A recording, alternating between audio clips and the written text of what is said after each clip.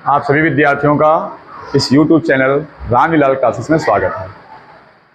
पिछले वीडियो में 10th में हमने पढ़ा था फोकस दूरी दर्पण की और वक्रता त्रिज्या में संबंध। वो निकल के आए थे F बराबर R/2, प्रूव किया इसको।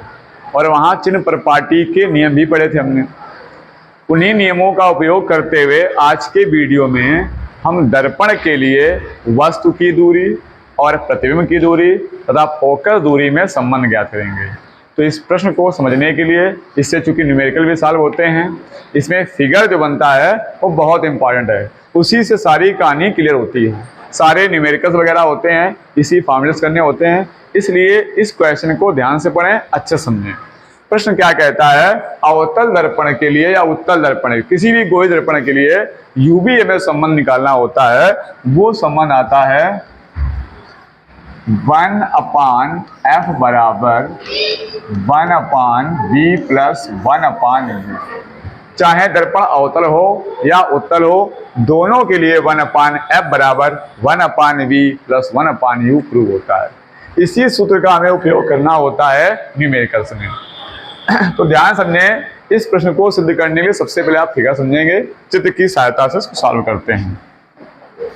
अगर हमें अवतल दर्पण से करना है तो प्रश्न ऐसा भी हो सकता है कि अवतल दर्पण के लिए वस्तु की दूरी u, प्रतिबिंब की दूरी v तथा फोकस दूरी f में संबंध, और वो संबंध 1/f बराबर 1/v प्लस 1/u सिद्ध कीजिए। ऐसे प्रश्न आ जाता है, या शॉर्ट में आप कह सकते हैं uv f में संबंध। आइए देखिए, तो सबसे पहले हम लेते हैं अवतल दर्पण लेते हैं। हमने एक लिया अवतल दर्पण। इस दर्पण के एक साइड में पॉलिश कर दी जाती है, तो इसके एक साइड में हम कर देते हैं पॉलिश। इस साइड पॉलिश कर दी, और इस दर्पण की सारी कंडीशनें हम पढ़ चुके थे। जैसे दर्पण का जो मध्य बिंदु होता है, यहाँ पर इसको हम लोग ध्रुव कह रहे थे, मध्य बिंदु को। और इस दर्पण का जो वक्रता केंद्र होता है, तो ध्रुव और वक्रता केंद्र से होकर जाने वाली रेखा को क्या कहते हैं, मुख्य अक्ष कहते हैं। तो इसका मुख्य अक्ष बनाते हैं, देखिए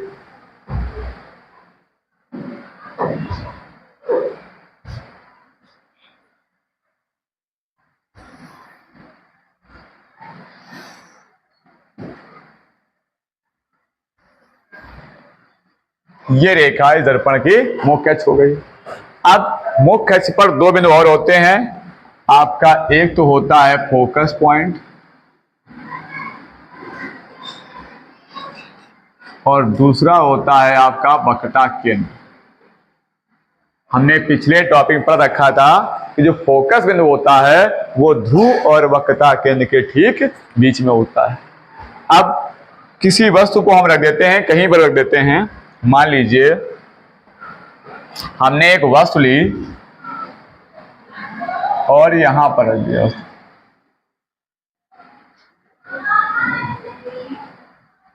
ये एक वस्तु है,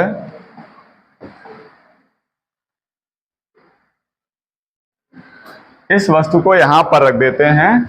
इस वस्तु का कोई नाम दे देते हैं। हमने नाम दे दिया वस्तु को AB। AB एक क्या है, वस्तु है। अब इसका प्रतिबिंब बनाना है। जो प्रतिबिंब बनाते हैं, तो प्रतिबिंब बनाने के लिए हमने पहले से बता रखा है कि दो किरणें दर्पण पर आपतित करते हैं और किसी पर्टिकुलर पॉइंट से आपतित करते हैं। तो मान लीजिए एक किरण को हमने दर्पण के मुख्य अक्ष के समांतर डाल दिया। कैसे डाल दिया, मुख्य अक्ष के समांतर, इस प्रकार से। ये प्रकाश किरण जा रही है दर्पण के मुख्य अक्ष के समांतर, इस प्रकार से। अब इसका परावर्तन होगा, तो परावर्तन के नियम से पढ़ा था हमने कि ये किरण परावर्तन के पश्चात कहां लौटती है, फोकस से होकर लौटती है। तो ये किरण आपकी लौटेगी फोकस से,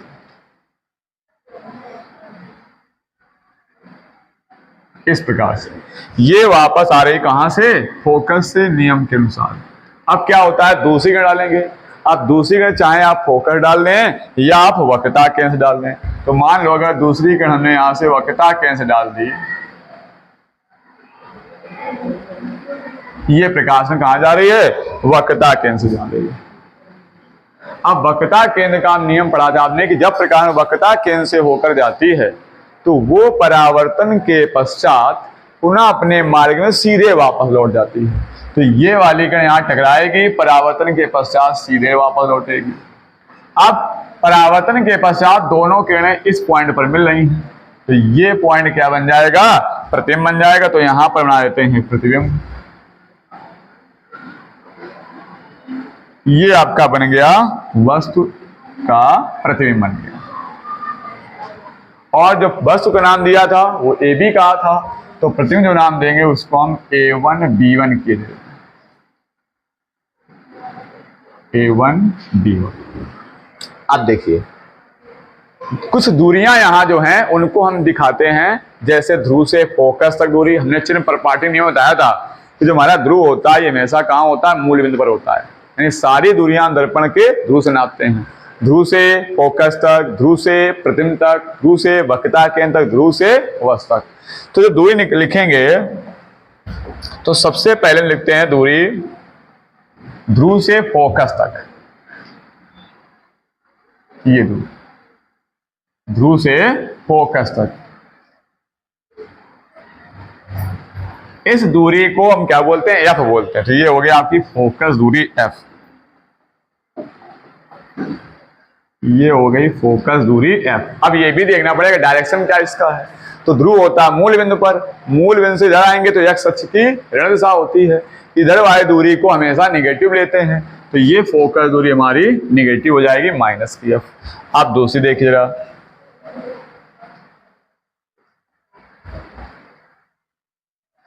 ध्रुव से दूरी लिखेंगे कहां तक? प्रतिबिंब तक। तो यहां से देखिए दूरी, ये दूरी आपकी हो गई प्रतिबिंब की दूरी। इस प्रतिबिंब दूरी क्या कहते हैं? प्रतिबिंब दूरी कहते हैं v। तो ये हो जाएगी माइनस की v, चूंकि x अक्ष के ऋण दिशा में है। अब निकालेंगे ध्रुव से कहां तक? इस वक्रता केंद्र दूरी, ये दूरी। ध्रुव से वक्रता केंद्र की दूरी को वक्रता त्रिज्या कहते हैं। ये माइनस की r हो जाएगी। त्रिज्या को हम क्या लिखते हैं? r लिखते हैं। अब इसी प्रकार से ध्रुव से वस्तु तक की दूरी, तो ये आपकी वस्तु है।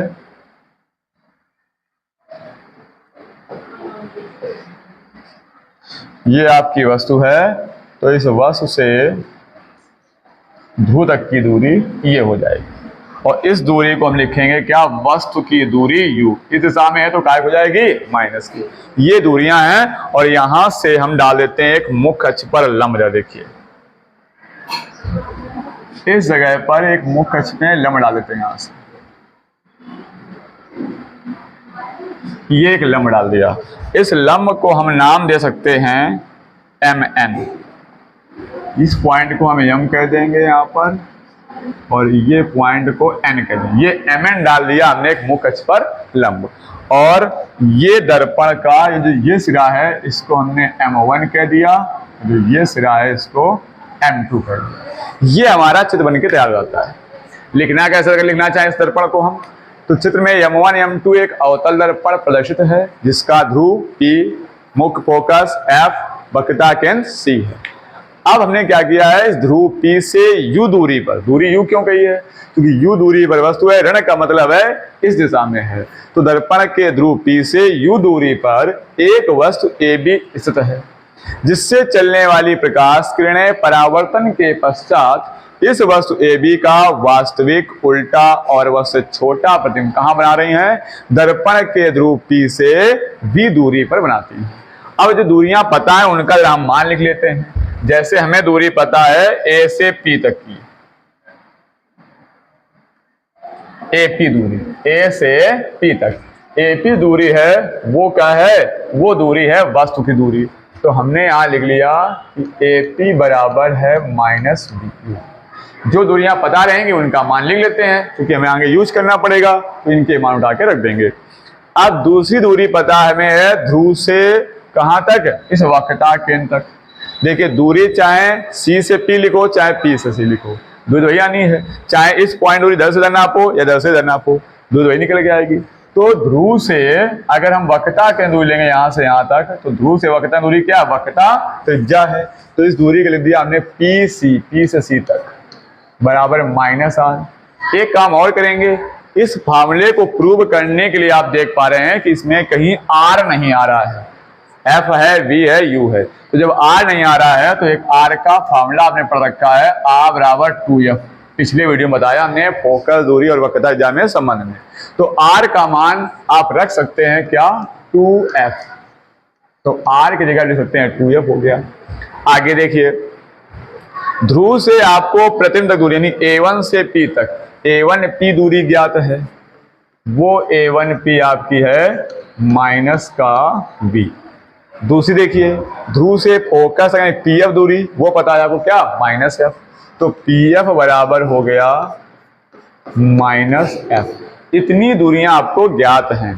अब इस चित्र का उपयोग करते हैं और इस क्वेश्चन को सॉल्व करते हैं। आइए देखिए जरा। सबसे पहले चित्र में आप देख पा रहे होंगे दो त्रिभुज दिखाई पड़ेंगे इस साइड में। एक ये दिख रहा होगा आपको ए बी,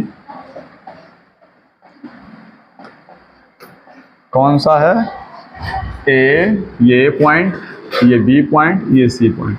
तो ये त्रिभुज बन जाएगा आपका, ये देखिए, ये आप देख सकते, ये आपका त्रिभुज दिख रहा होगा ए बी सी। इसको आप बाहर निकाल दिखा सकते हैं ऐसे, ये हो गया ए बी सी। इसी के आगे देखेंगे, इसके आगे जाएंगे तो कोई ये पॉइंट, ये पॉइंट, ये बन गया A1 B1 C। ये हो गया A1 B1 C। दो त्रिभुज बन रहे हैं। अगर त्रिभुज को घुमा दें, ऐसे रख दें बना करके, तो ये त्रिभुज ऐसा दिखेगा आपको A1 B1 C। अब अगर इसको यहां से हटा दें तो आप देख पा रहे हैं कि ये दोनों त्रिभुज समरूप त्रिभुज हैं, त्रिभुज ABC और त्रिभुज A1 B1 C। और समरूप त्रिभुजों की एक प्रमेय होती है मैथ में कि समरूप त्रिभुजों की संगत भुजाओं का अनुपात सदैव समान होता है। संगत भुजा मतलब है इस त्रिभुज की अगर ये भुजा लेंगे तो इस त्रिभुज की ये भुजा लेंगे, इसकी जब ये भुजा आएगी तो इसकी ये वाली भुजा, इसकी जब ये भुजा लेंगे तो इसकी ये भुजा, इसकी ये भुजा लेंगे तो इसकी ये भुजा। लेकिन दर्पणों में हम मुख अक्ष के समांतर और लंबवत दूरियां ही लेते हैं, तिरछी दूरियां नहीं लेते हैं, तो उनको छोड़ देंगे। तो ये आपकी दूरियां जो हैं मुख अक्ष के लंबवत और समांतर हैं। यानी यहां से आप देख पाएंगे ये भुजा का अनुपात यानी ए बी और बटे इस भुजा का अनुपात यानी A1 B1 ये बराबर होगा इस भुजा और इस भुजा के अनुपात के यानी AC बटे A1 C। ये है समरूप त्रिभुजों की प्रमेय की संगत भुजाओं का अनुपात समान होता है। कौन सा त्रिभुज लिए हमने, त्रिभुज ABC। तो लिख देंगे चित्र से त्रिभुज ABC समरूप त्रिभुज A1 B1 C। समरूप त्रिभुज संगत भुजाएं अनुपातिक होती हैं, तो AB बटे A1 B1 बराबर AC बटे A1 C, AC अपान A1 C। ये हमने इक्वेशन नंबर फर्स्ट कर दी। इसी प्रकार से इस चित्र में त्रिभुज और दो बन रहे हैं, आप देख सकते हो। एक त्रिभुज बन रहा है आपका M, ये वाला M पॉइंट, ये N point, M N F। और एक बना A1 B1 F। आपको दिखाते हैं बना कैसे हम, ये आपका MN है, ये लाइन, और यहां से ऐसे F आया है, ये ऐसे गया है, और ये बन रहा है आपका A1 B1। तो एक त्रिभुज बन रहा है MNF और एक बन रहा है A1 B1 F। अगर इसको घुमा देंगे तो यह त्रिभुज ऐसे बन जाएगा A1 B1 F। अब ये त्रिभुज और ये त्रिभुज यानी MNF और A1 B1 F कैसे हो जाएंगे, समरूप। तो लिखते हैं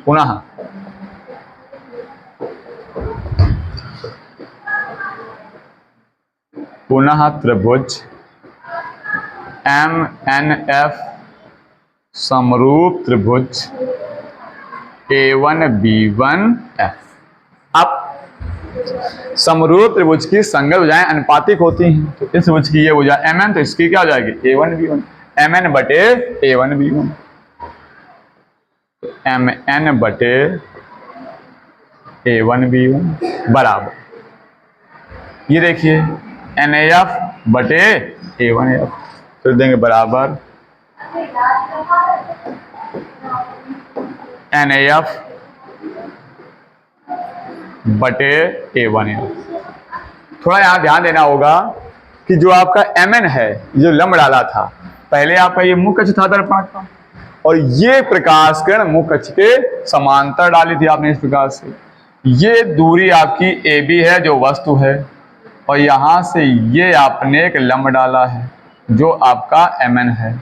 अब आप जानते हैं कि दो समांतर रेखाओं के बीच की दूरी हमेशा समान रहती है, उसका नाम है समांतर, जिनके बीच का अंतर समान हो। तो यहाँ AB और Mn दोनों कैसे हैं? बराबर हैं। तो हम लिख सकते हैं, चूंकि हमें ज्ञात है कि Mn बराबर होता है AB, तो Mn की जगह आप क्या लिख सकते हैं? AB। यहाँ लिखा Mn है तो यहाँ लिख देंगे हम AB अपान लिखा हुआ है A1B1 और बराबर NF बटे A1। इस समीकरण को समीकरण सेकंड कह दिया। अब जरा समीकरण फर्स्ट और सेकंड को देखेंगे। समीकरण फर्स्ट और सेकंड से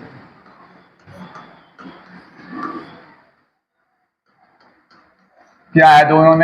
दोनों समीकरणों के बाएं पक्ष देखिए, यहाँ लिखा है AB बटे A1B1 और यहाँ भी लिखा है AB बटे A1B1, यानी इनके बाएं पक्ष कैसे हैं? समान हैं। तो दाएं दाएं पक्ष भी बराबर जाएंगे। जब दो समीकरणों के बाएं पक्ष बराबर होते हैं तो उनके दाएं पक्ष भी बराबर जाएंगे। ये AB बटे A1B1, ये AB बटे A1B1 बराबर है, इसलिए AC बटे A1C बराबर जाएगा NF बटे A1F। तो लिखेंगे AC अपान A1C AC अपान A1C बराबर है NF बटे A1F। अब देखिए AC और ये जो मान है AC, A1C, NF, A1F, इनमें कहीं पर P नहीं आ रहा है, और जो दूरियां हमको देखिए उस समय जो P है AP, PC, A1, P, PF, यानी जो दूरी ली गई है वो P से ली गई है। तो अब दूरी निकालें कैसे? तो आइए जरा देखिए दूरी कैसे निकालेंगे। हमें मान निकालना है किसका? AC का। अब AC का मान निकालेंगे तो फिर ये A पॉइंट आपको दिख रहा है, ये हो गया A पॉइंट, और ये यहाँ तक वो C है। आगे बढ़ेंगे C हो गया, और लास्ट हो जाओ तो P है, ये P। ये पूरी डिस्टेंस AP है। अगर हम आपसे कह दें कि ये पूरा आपका AP है और इसका मान लो 5 मीटर हो, और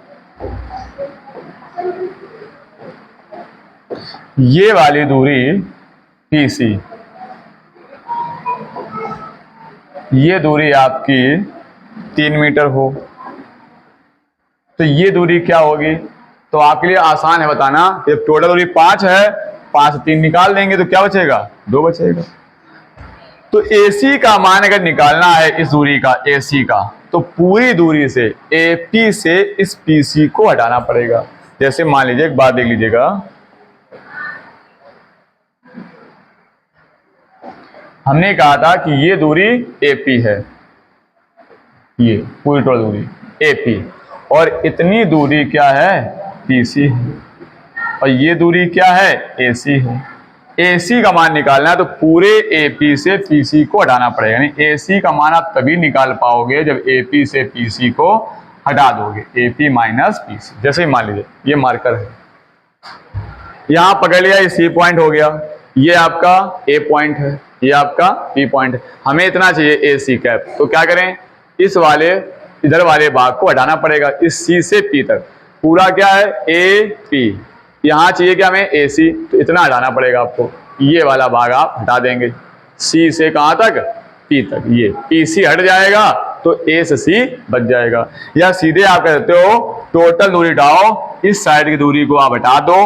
अगर इस साइड की आप दूरी हटा देते हैं, ये वाली दूरी हटा देते हैं, ये, तो AC का मान बच जाता है। तो AP माइनस PC करने से क्या मिल जाएगा?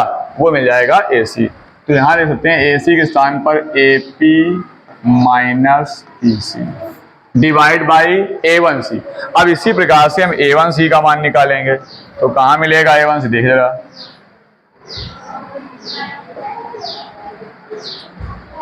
A1C, A1 ये पॉइंट है, C ये पॉइंट है, तो A1 पॉइंट हो गया और ये आपका C पॉइंट हो गया। यहाँ लास्ट तक जाना है आपको P तक, क्योंकि सारी दूरियां आपको P से पता है।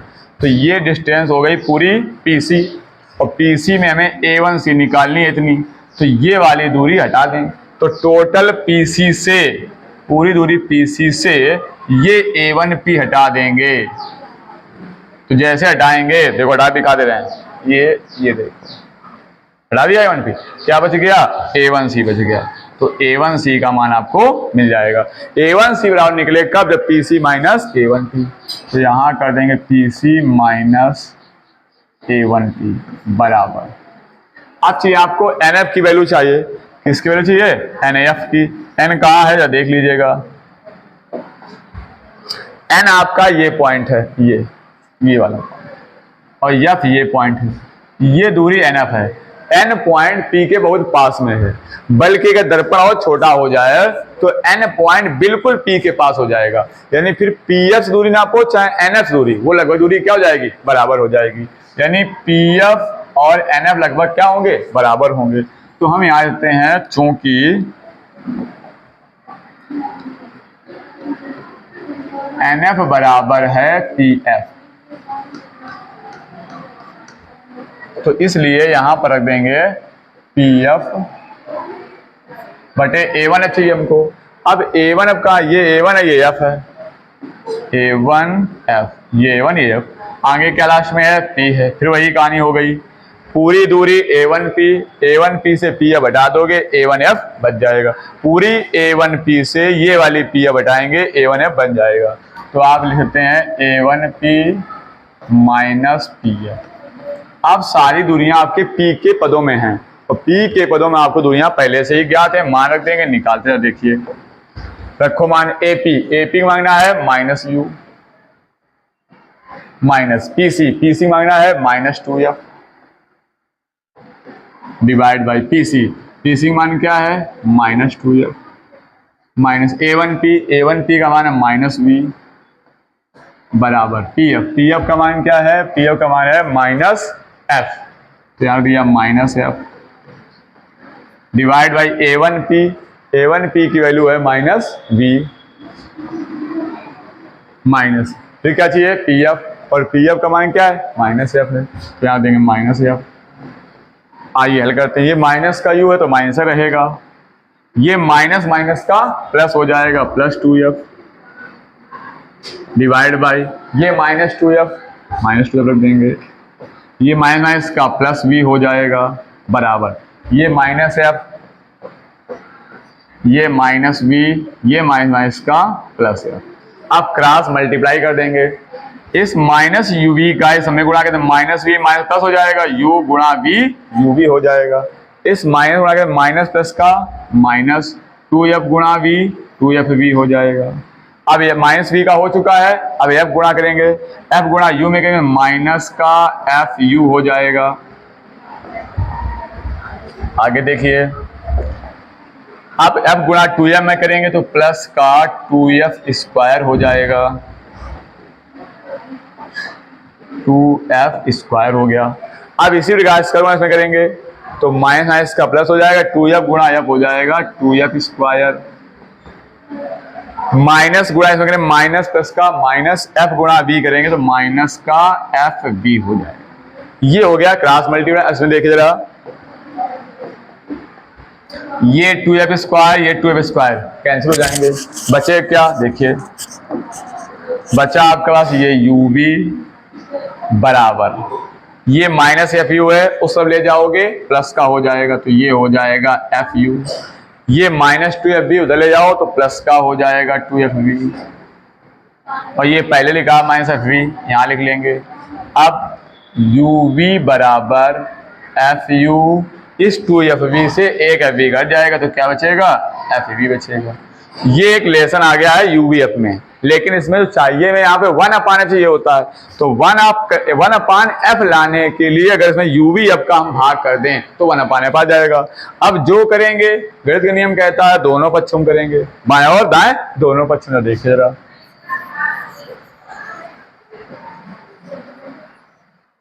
आइए देखते हैं, ये इसमें लिख देंगे, चूंकि UVF का दोनों पक्षों में भाग करने पर। जैसे भाग करने आएंगे तो क्या हो जाएगा, ये आया था uv, इसमें भाग कर दिया हमने UVF से, बराबर लिखा था FU, FU में भी भाग कर दिया हमने UVF से, प्लस आगे लिखा हुआ FV, इसमें भी भाग कर दिया हमने UVF से।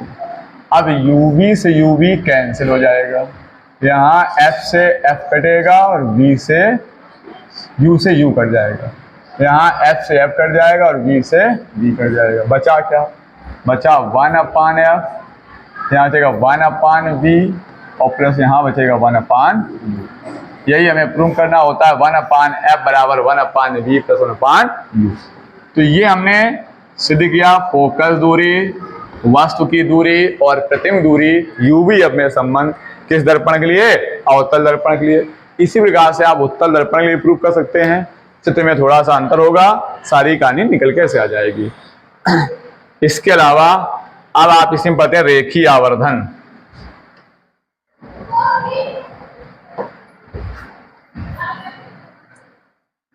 देखिए आपका रेखीय आवर्धन कैसे निकालेंगे। ये आपका वक्रता केंद्र था, ये आपका A1 B1 था,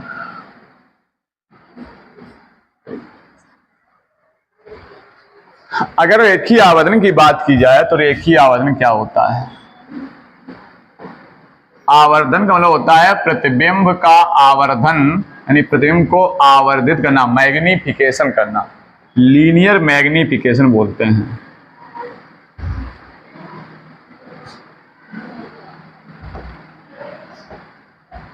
लीनियर मैग्निफिकेशन। आवर्धन कहता है कि जो आपका प्रतिबिंब बना था, ये इस प्रतिबिंब की कुछ साइज होगा, लंबाई होगी, तो प्रतिबिंब की लंबाई को हम इमेज कह देते हैं, और इमेज को आप आई लिख सकते हो, इमेज। और ये वस्तु है, इसका साइज है, ये जो वस्तु है इसकी साइज और इसकी साइज, इसकी साइज को आई कह दिया है, इसके साइज को ओ कह दिया है। इन दोनों का जो अनुपात होता है वो रहता है रेखीय आवर्धन, कि प्रतिबिंब की लंबाई तथा वस्तु की लंबाई के अनुपात को रेखीय आवर्धन कहते हैं। इसका संकेत क्या है, हम चूंकि इसको बोलते हैं मैग्निफिकेशन। अगर इसको हम दूरी में ले जाएंगे, अगर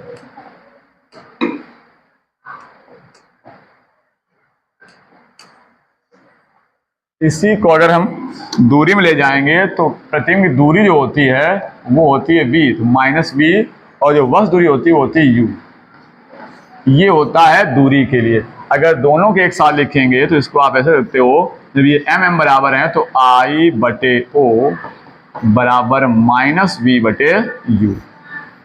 इसमें कुछ कंडीशन होती हैं। जो प्रतिबिंब हमारा होता है वो दो प्रकार का बनता है, एक तो वास्तविक बनता है, एक आभासी बनता है। अगर प्रतिबिंब हमारा वास्तविक बन गया, यदि प्रतिबिंब कैसा है, वास्तविक, अगर प्रतिबिंब वास्तविक है तो जो हमारा आवर्धन आएगा उस आवर्धन का मान हमेशा ऋणात्मक होगा। तो आवर्धन कैसा होगा, ऋणात्मक। यानी अगर प्रतिबिंब वास्तविक तो आवर्धन ऋणात्मक। और इसी में यदि प्रतिबिंब आपका आभासी हो गया और यदि प्रतिबिंब आभासी है तो आवर्धन कैसा हो जाएगा, तो आवर्धन धनात्मक हो जाएगा। तो आपका आवर्धन हो जाएगा धनात्मक। दो प्रकार के प्रतिबिंब होते हैं, एक आपका होता है वास्तविक, एक होता है आभासी। वास्तविक के लिए m की वैल्यू हमेशा हमेशा निगेटिव ली जाएगी, और अगर प्रतिबिंब आपका आभासी है तो m की वैल्यू क्या ली जाएगी, पॉजिटिव ली जाएगी। इस प्रकार से दर्पण द्वारा प्रकाश का परावर्तन हो गया। अब इस सूत्र का प्रयोग करके हम अगले वीडियो में इसके सवाल आपको बताएंगे। तब तक ये फॉर्मूले और ये डेरिवेशन प्रूव कर लीजिए।